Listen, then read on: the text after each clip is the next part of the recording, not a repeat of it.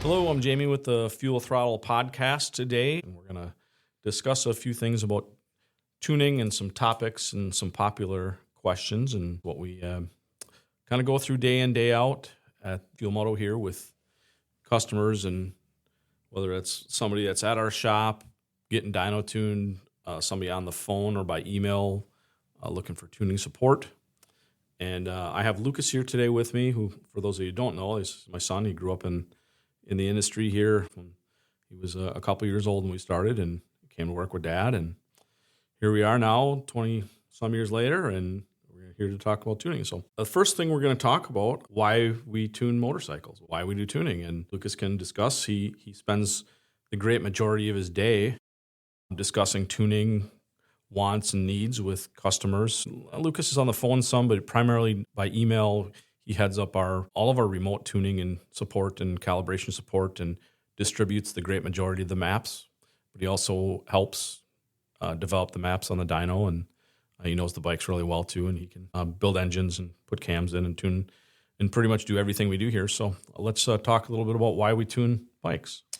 Yeah, from a mostly stock standpoint, obviously the biggest gains are on a completely stock bike. You'll get some of the limiters out of the way, raise some things up, improve response and efficiency, and also there's some room to increase performance and make those sorts of improvements. And obviously at the other end of the spectrum, if someone's putting together a potentially 150, 200 horsepower engine that they want to make sure runs properly, tuning's requirement. It's not necessarily making the power with the tune, but obviously that's a requirement for the recipe to have a good running and efficient engine is to have it tuned properly. Well, I like to use some terms like the tune's only as good as the combination, and the combination's only as good as the tune.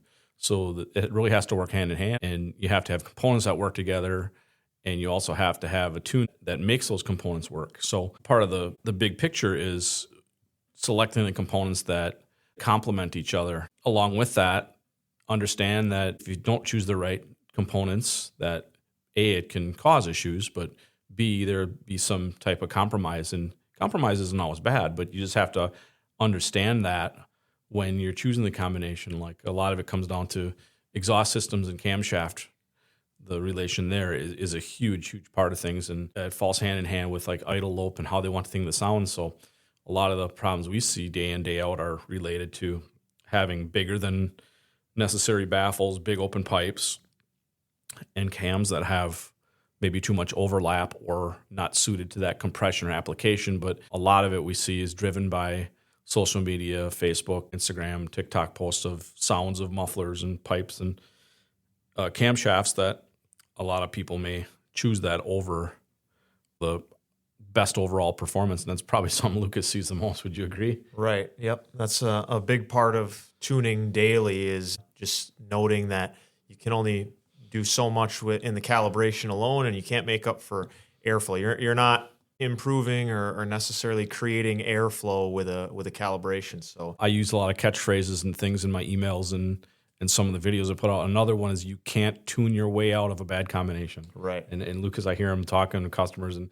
explaining that too a lot during the day. And in some cases, it really is just about accepting compromise, and that can get you desirable results. And in some cases, if you have a part combination that just simply won't work, no amount of tuning is going to make it, in some cases, even really run that well. So that's always something to consider, that the tuners, I feel, are often in any industry, they're going to be kind of the ones that get the brunt of the troubleshooting, and that's where the buck's usually going to stop when people want their issues fixed. And nothing worse than having somebody roll a bike in that you're expecting to just be able to throw this thing on the dyno and tune it. Well, sometimes you're fixing things on it's one thing, but the other part is you're trying to overcome things that weren't maybe done correctly along the way, and trying to do your best to communicate, hey, we should really change this to make it that. It's no fault of really anybody's, because this isn't stuff that is inherent knowledge. It's stuff you kind of learn along the way, and we've been doing it for a really long time, and every day we're tuning and building and developing combinations. So we kind of see that, and as I said before, for every dyno chart or combination or maybe a product or a common engine package we produce, we might have a dozen that we didn't. We just did one today. I had something this morning on the dyno. It was really good, but not just ideally perfect. And I thought I'd go in and maybe make some changes to the baffle and modify the exhaust a little bit. I did that, and it didn't really improve or change anything. So it's just all about testing and proving the combinations over and over. So let's talk a little bit about the factory tunes and the differences between the factory and, say, aftermarket, like a Dyno or Fuel Moto tunes, or even the difference between Thundermax tunes, what they really changed in the factory. And the biggest difference is that obviously for off-road use only, there aren't necessarily emissions regulations or warranty regulations like aftermarket shops and independents are abiding by. But also it's worth noting too that a properly tuned bike isn't necessarily going to be void of passing emissions or anything like that. Like a lot of the Dynojet tunes are 49 state compliant, and we have the ability basically to make our tunes the same way. A lot of it has to do with closed loop and the Lambda AFR targets and that kind of stuff. Right. I think not that difficult to get a properly tuned bike that's going to be well within the standards. But the big gains are going to be, obviously now, especially on the newest bikes, is the limits. We talk about rev limits and speed limits, but the part of it is torque management and the limiters you see there. And the gains are going to be in the torque management, especially we have a lot of charts out there. We did the most recent ones, that's CVORR. That's a big gain there just from the torque management. But right. Yeah, and on Gen 2 bikes especially, and even just newer bikes, particularly M8s, ever since traction control was released, that was the big turning point for sure. And at that point, that's why our tunes, we work with so many people, not only a mass amount of consumers and end users, but also dealers, shops, and other tuners across the planet that are needing assistance or want somewhere to start, that has a lot of the really in-depth development and time spent already basically figured out, because there are so many different models, torque-based throttle and torque intervention and all those things that are going to prevent you from prevent one-to-one essentially any of that. The torque-based controls are there to remove power, not add it. So that's a good way to look at it. It isn't just getting the throttle one-to-one. It's removing the limitations between point A and point B, and that there's many different factors. It's the power control of the engine. A lot of different reasons they do that is to eliminate some of the shock load on the engine, but the big part is to meet emissions and soften the motor up and basically keep it within the boundaries of what the motor company feels is the safest and best way to deliver that to the consumer as a stock motorcycle, where as we change these aftermarket parts, whether it's a simple exhaust intake swap or something, a little further like cam, big bore, any of that really is important to get the torque management and all that fixed up in there. It can be relatively easily defeated, but just like any other OEM feature or safety, it's obviously desirable to maintain those systems and keep them in place to ensure that. Well, not to mention now the new bikes have the different ride modes. Right. So that's really important to keep all that working in that. But yep. At the end of the day, it's basically the difference between the factory tune. It's designed to keep the warranty, the emissions compliance, and also protect some of the driveline features of the bike, whereas the aftermarket tunes are going to be much more performance-based in a lot of applications. And not to say we strip everything out of there where it's going to cause issues or anything, but we find a very good happy medium between aggressiveness, how to keep the driveline happy. And again, there's a lot of stuff in there that does really help as far as driveline shock load and things that are incorporated into the tunes. That's really good that we can get these bikes tuned, and some of the gains we see from them, it's huge. I mean, on the Gen 2 bikes especially, where we get the limiters and the torque management, and you put a stage 1 air cleaner on some of these bikes that have an overly restricted air cleaner and exhaust. Some of these bikes we see, 20 horsepower gain from just exhaust, intake, and tune. It used to be on twin cam days, you'd have to do a exhaust intake and a camshafts to see that kind of stuff we see on some of these bikes. Some of them not so much, like the CVO ST. That one's a pretty solid bike. One of the better tuned Harleys that's ever been released. And then on the flip side of things, the Softail, like the custom series Softail, which would be like Street Bob and such, that one is really restricted back. And then like the CVO RR, which obviously it's a special custom bike, but that one has the throttle blade really, really delayed and a lot of torque management in it. But that's really the difference between the factory and aftermarket tunes. Being able to properly calibrate a bike and still be in the area where you're getting all those nannies and stuff out of the way, but not completely losing the features and functionality of having traction control and ABS, for example, is ideal. And that's what it's maintained with our tunes. Yep. Another big thing that is usually a topic of conversation in this kind of performance space is dyno numbers. And I feel there are a lot of dynos across the country and across the planet that have Harleys on them daily or nearly daily. So I think that's a really misunderstood topic as well. There's a lot of things out there, and there are a lot of, for sure, different shops and methods of running the bike. There are so many variables that are hard to account for when you have different people, different bikes, and different locations with different dynos constantly making polls and posting them up. Not to mention, on top of that, you got shops using different correction factors, different test procedures, the difference in dyno cells, and this is hugely different.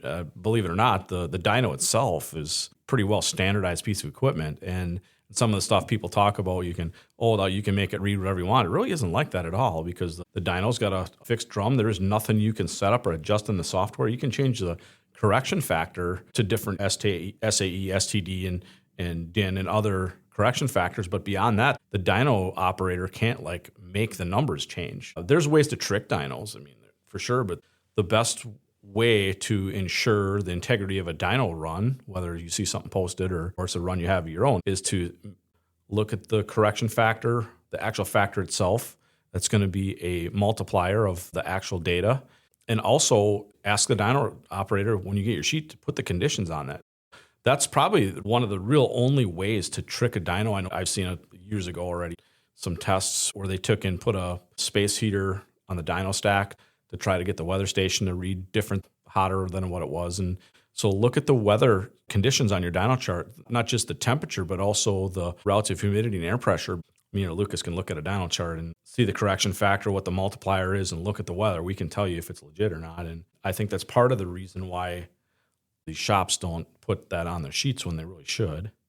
Yeah, there are a lot of constants like correction factors that are made to level the field as much as possible across dynos. But the other thing to really take into account is that the most reasonable and consistent way to gauge how good your gains were, how well the bike's performing, what kind of power you made is usually going to be having a good baseline to compare it against. Having a dyno run made when the bike has not been modified or prior to whatever modifications you're making, and then a dyno after it's completely tuned, all done, whatever. Seeing the difference between the start and finish on the same dyno, operated by the same person, ideally, same bike, same gear and everything, obviously, the runs being nearly identical, procedure being followed, but on the same dyno, it's really important. That's usually the best way to ensure that you're getting a pretty accurate idea of what you're gaining. A dyno is just a tool to measure. At the end of the day, it's already been talked about and shown how there might be some variance and not everyone is necessarily on the same page with how they're running bikes in the dynos. Yeah, every dyno is different. Well, the dyno is one of the things that really stays the same. Yep. The dyno isn't that different. Everything else is different that's in there, and from one shop to the next. And that includes how the bike is ran, what gear it's ran. And I think the guys that are putting the big numbers out there, they all know how to ring the things out and get the right numbers and make that work. But I think what they do is they maybe go a little further and beyond. And so they know how to get the high number, the high flyer. And then what they do from there is they put it in STD correction, it makes it a little higher yet. Sometimes they stretch or scale the graph. The software exports the graph a certain way. So it's funny because me and Lucas, we work in dyno charts and data all day. So we know what the dyno exports, or the software does rather. And some of these charts, I know one, they actually use an earlier version of software. They export the graph back into there, and then they set up the chart to be overly rectangle to make it look like the torque is completely flat. And right or wrong, that's not the actual bike or the tune. It's just what you're trying to communicate is maybe not exactly what you got. Right. Trying to visualize how a motor runs and responds on paper or on a dyno screen, it's really difficult because there's some really hot running engines and stuff that runs really good that the curved may not look perfect on. A separate end, we have some stuff that looks just perfect, and it just, a little less than ideal too. But on the dyno, it comes down to Not so much the difference in the dyno hardware itself, because that stuff is very much the same, dyno to dyno. But if you look at the rooms, like we have probably one of the nicest or the nicest dyno in the country. We take a lot of pride in this thing. This is the third one I've designed and built, and each one's got a little better as we've moved different locations. We've been in this location since 2019 and did the purpose-built kind of my dream dyno room, where it has very complex makeup air and exhaust system. So we're using makeup air and extraction, completely different from the tailpipe exhaust. And we have heat and climate control in there. We have a very, very clean dyno room because of the amount of hours we spend in the dyno here. And I've been in a dyno almost every day of my adult life. And biggest thing is I want to do now at this point, I really want to make sure the air is clean. And especially for anybody else that uses here as well. We spent a lot of time making sure that all that was right.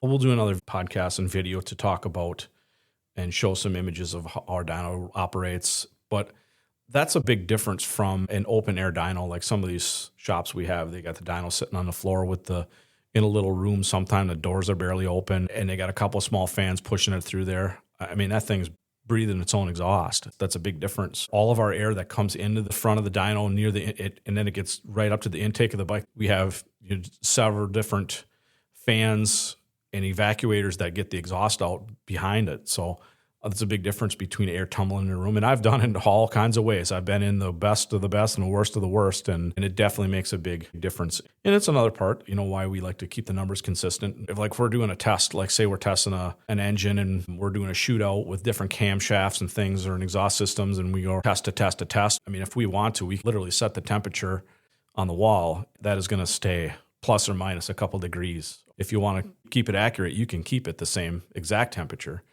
for all the tests. And that's what we like to do when we really want to know. Because the one thing about the dyno numbers, when you got people are maybe pushing the numbers or fudging them a little bit, it's like you're only lying to yourself.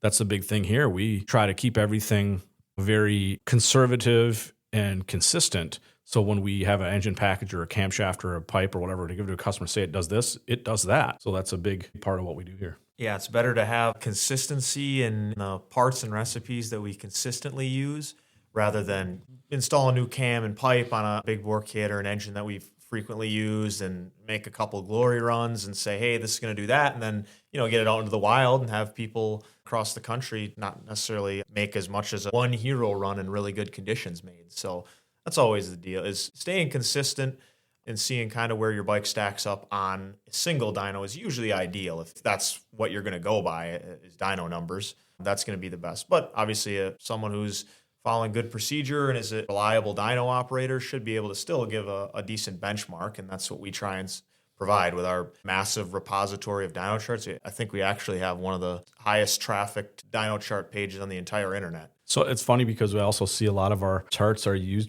by manufacturers and stuff that right. A lot of them without our permission even. Yep. We'll partner with a lot of different companies, but some of the companies we assist with development and pre-release of their products and things and figure out what works and what doesn't work. And some of them are just random companies. It's not uncommon for us to come across a dyno chart on a website where sometimes they just crop our logos out or whatever, or times they just put it in a graphic generator through a software program and spit it out. But it's kind of funny how it works that way. I'd say that probably speaks to the validity and how well accepted our dyno charts and testing is. So before we wrap up on this podcast, let's talk a little bit in the end here about myths and misconceptions. We're not going to tell you what not to do, or this don't work or that don't work. We don't focus on that. We focus more on here's what works and here's what you can do, or here's what maybe we would do. And we're here to lead you along the way and maybe not make some of the mistakes or waste the time that some of the stuff that we have over the years. The first misconception I have is every engine needs to be dyno tuned. Right. The easiest example you can really point out is the fact that every vehicle, every fuel injected, or even back to when they were carbureted, it's not like every single engine is being jetted and tested and verified and was being individually tuned before they rolled off the assembly line. And it's the same now. There's groups of calibrations and there's some variance among OE cals from manufacturers, but by and large, most bikes, if they're same model, same engine size, same whatever, they're going to ship with the same calibration, whether it's getting sent to Florida or a California dealer or Texas or wherever. So there is an area that you can achieve with a calibration should be more than suitable for closed loop fuel control to clean up and maintain. And they got a decent window of fuel control, and even adaptive knock retard and things like that will help it. What I try to get people to understand is that the calibration, it all comes down to the accuracy of the calibration and the tune. If you got a stock bike or with an exhaust and intake, that stuff's all really easy. I mean, even though we have like tons of different, hundreds and thousands of different master stock exhaust and air cleaners and different pipes and mufflers, and that's really easy. But you get into camshafts and even the big bore stuff, if you got a very accurate map for that setup, it can be really accurate. But also understand that the further you get away from stock with components, you start putting the variances in injectors and fuel pressure and exhaust pipes, and not to mention the differences people do. Well, how many times a day do we hear, hey, I got your exact combination, but I used this muffler, or I used this cam, or I used these injectors, right? That changed the game then. But that's all completely good because it's all doable. That's why we tune these bikes. Lucas, probably how many bikes a week you tune remotely? 40 or 50 probably. We have to take into consideration for the amount of parts we sell and the amount of business we do here, the amount of dealers we support. We can only tune so many bikes physically on site. In-house between shop bikes and customers, it's usually going to be 5 to 10 typically. But depending on how busy it is, what constitutes being a full tune, so to speak, remote tune. Versus how many we do. Versus, just sending calibrations out remotely. We're in touch with hundreds of people. And like I said, it's usually not every one of those people is on an ongoing tuning process, and a lot of them are just using our base tunes to start out with. But as far as how many tunes are distributed between the devices we ship out weekly, the people we talk to and work with tuning, and the bikes we tune in-house, it's usually hundreds or over 100. But, and the further you get away from stock, the more variables and the more those stack up. But at the end of the day, if we have a good base tune to start you with, it's usually not out of the realm of possibility with some additional data to dial a bike in pretty well. And with a lot of customers, I find when they just aren't near someone with a dyno or near anywhere that has openings, they'll install a wideband controller and wideband sensors. And that's essentially, if they're able to log and competently observe and make sure their bike is running in okay enough to send me data and work off of it, you're really going off the same data that you would be on a dyno. So exact same stuff. We're using the same stuff, the same software even. And over the years, we've developed some platforms for logging, using the software to develop histograms and filters and things. The DynoJet stuff has got way better over the years, especially the current stuff is really good.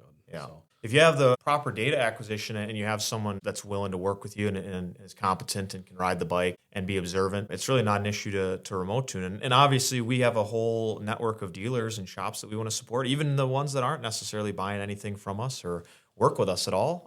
There's other good tuners out there. We like to support them just to make sure the customer is happy at the end of the day. The bikes come in with our tune already in it in a lot of cases, and it's a good place to start. So it's just good for everyone at the end of the day. It's not always necessarily that we need to circumvent the dyno tuning process. There's room for everyone to tune motorcycles, just like anything else. But there is also the ability to work on these bikes and get them dialed in remotely. And they're going to need a tuning product anyway. If you got a bike, say you got a 2025 or 26 Harley and you want to tune it, but you want to take it to a dyno, you're still going to need the tuning products. We have the best pricing, and we have stock of tuners. We have thousands of tuners here in stock and on the shelves in the warehouse, and we also know the product's very good in and out. And so it's basically our specialty to get the customer near the finish line right out of the gate is our best goal. So get them a tune, get them set up, and 99% of the time we just send the tune and it runs well for the combination, assuming they have a combination that's built up correctly. And then if they do choose to take it to a dyno tuner, A, they would have needed the tuner anyways, but B, it really saves the dyno tuner. We got tuners that love us, we got tuners that hate us, and we'll say all kinds of things, but at the end of the day, we know that because we're tuning off the same base tunes here every day. So we know exactly what they do and don't do. For the most part, the dyno tuners really like getting the bike in with our tunes in because then they can smooth the process. And too, we help those guys too if the tuner needs help. So a lot of cases, it's definitely a mutually beneficial relationship. Obviously, we provide the support and parts and the basic tune support to the customer, and we want them to be happy. And if they end up bringing it to a dyno shop, the dyno shop's still going to get their cut of business. The customer is going to be happy at the end of the day. And that usually is the quickest and easiest if we're coupling our support and the resources we can provide with the, dyno tuner obviously being able to have the bike right there in front of them and get it all sorted out in one shot. The dyno tuning versus remote tuning, I think, has been widely misconceived Not for in the car world. a long time. But right, it's the complete opposite. in Lucas does virtually cars too, by the way. any other industry. How do you have any of your cars been on the dyno? either? Right, exactly. No vehicle I've ever tuned or modified myself and driven on the street had on a dyno. And I mean, at this, Do you even know how much horsepower your cars have? right. I think the biggest thing too is the car world has kind of in a way been forced into that direction a lot more because car dynos are expensive. I mean, Yeah, and not to mention the car ECUs are complicated, and you really, if you're doing a car dyno, you really need to know. Well, you have to concentrate on one platform because there Right. wasn't any way you could know how to tune all these different vehicles and all this stuff. And there's some guys that are really, really good at it. Some of Yep. the guys we know that help us out, but that's the big thing. That's honestly what helps us excel in the Harley world because this is really what we concentrate on now. Yep. It didn't used to be like that. We used to tune jet bikes, Euro bikes, all this stuff. right. And when, in like 06, 07, when we went towards Harley, when you were just a little guy, we went towards Harley and you really grew up with us tuning Harleys. You really didn't know a lot of it. You knew I also had sport bikes and metric bikes and all this other stuff, but it really turned into tuning Harleys here. And that's what we can specialize in. And if I had a crystal ball for the future, I would say there's probably a good chance that we're going to do more expanding on the remote tuning. We made them tuning boxes that we could send out to customers Right. and help with that a few years ago, and we're going to do it, but we just need more hours in a day right now. Right. And technology is going to keep advancing. The more stringent emissions becomes and all that is actually going to, ironically, it may make flashing and unlocking a stock ECU more difficult, but it's likely going to make tuning from a remote standpoint easier and going to give us more control because I'm sure it's only a matter of time before we have better O2 sensors and data acquisition on street bikes that we can use, and that's definitely going to change the whole process. Working and specializing in one platform, being Harley, and having really been involved very closely with DynoJet from the beginning and inception of flash tuning in general for with their products has really led us down this highly specialized path and given us the authority that we have in the industry in terms of our knowledge and what we know about tuning. And it just all comes down to time and how much you spend doing it and how familiar you are with the calibrations and testing, and you just have to be willing to make some changes. And unfortunately, there is no help book or any great jumping in point for any specific platform. There's the basics and 101 you can learn about tuning and calibration, but once you get into application specific, if it's not a kind of universal standalone ECU, it's OEM stuff's pretty complicated and very specific to platforms. So you got to take your time and learn each one with a lot of testing. On that same note, I think we'll wrap up here with one of the biggest misconceptions that I see on that same subject is, can I do this? Can I learn it? I would say I've said this for a long time. The biggest boundary many consider is having to learn the complex systems of tuning fuel injection. And Harleys are pretty basic, as this example. And the biggest boundary I see is people having a willingness to learn. You have to have a willingness to learn. You want to learn it. And you also got to know who to listen to and who not to, because there's a lot of static out there right now. All the miscommunication, that's like one of the foundation of the podcast and the videos we do now is because there's so much misinformation out there. And we're not trying to say that we know more than anybody else, but there is just a lot of stuff going on. And there's a lot of, let's just call it, dishonesty on some of the social media stuff, whether it's Facebook groups or whatever, where multiple ones are owned by companies. So there's bias there. I mean, nothing wrong with maybe even these companies, and I'm not saying anything about their work or products or anything, but it's not clearly listed that this Facebook page or this group is owned by or ran or administered by this company or these individuals. Or a good example, some of these pages, they just post any of our dyno charts or any of our videos or work or anything, it just gets deleted. And the biggest attribute is having a willingness to learn it and having an open mind. And again, this isn't tribal knowledge or hereditary information that you learn. It's all stuff that you pick up by doing it. And we're here to help along the way, and hopefully we'll all learn in the process, and we're learning this stuff every day too. So that's a big part of it. Right. Yeah, there's definitely some gatekeeping aspects of any industry, I think, especially highly specialized stuff like this. But if you're willing to look for it and ask questions and go out there, you certainly can find answers.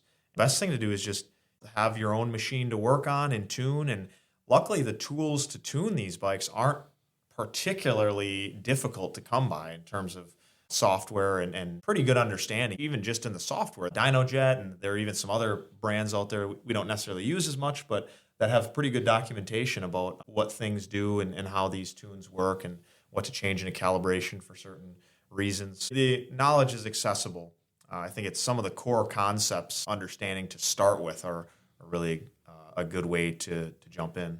And that's why we do the university and any of the info we put out there is just to help.